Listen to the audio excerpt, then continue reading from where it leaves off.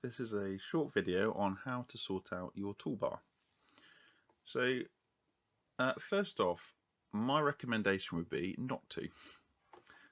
Rather than have personalized toolbars, my strong recommendation would be to have practice-wide toolbars, but that are configured for different roles and individuals. To do that, you need to go to Organization Preferences, go to Toolbars, and you can see here this practice very sensibly has already done that.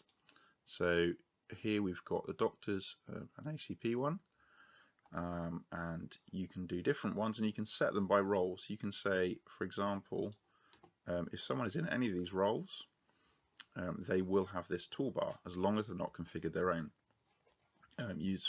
For me, it makes sense to have a nurse one, a reception one. You can do kind of quite general. You might just do a clinical one and an admin toolbar, or you might make them very specific. You can also set it by staff members, and you can set a default one.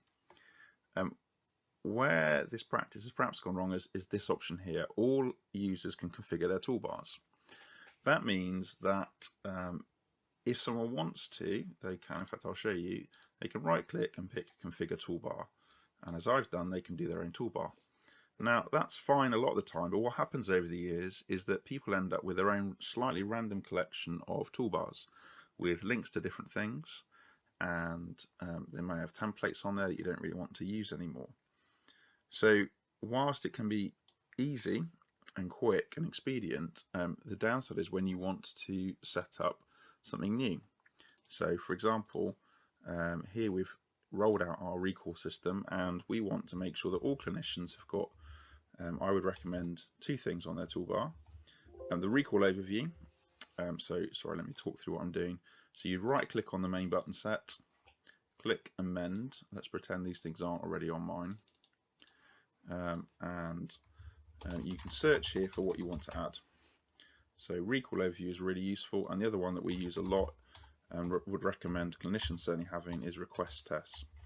That's the template that we use to request one-off bloods either now or in the future that will add it to the recall system. My toolbar is not at all typical. It reflects the work that I do setting things up for practices. There are some useful things I've come across though. One thing that I often set up that I find really nice is a separate button top right for messaging.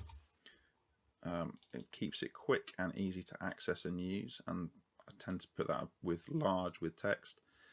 If you're a practice that uses the panic button, that can be useful to put here, although you might want to put a separator in to avoid clicking the wrong one by accident and having them too close together.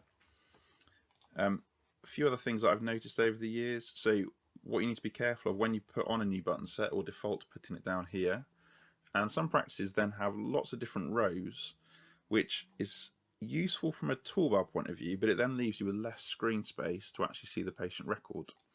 So I would recommend putting them up here, and if you move it over to the right, that should move it into the right corner just like this. But that's not done it. Let's try that again.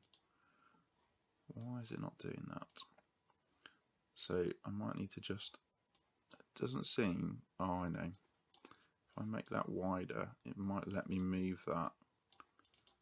Why is it doing that? There we go. Got there in the end. So proving the point there that SystmOne doesn't always play ball. But anyway, you can't quite see it very well, but yes, those buttons are up there. I've got a big row and a small row, and generally that's what most places use. So just to recap, you can right click, configure toolbar, but my recommendation would be to go for organization-wide toolbars and think carefully about what you put on there. For the big button set, you're looking for things that you're using all the time. So for your clinicians, things like new repeat, new acute's useful.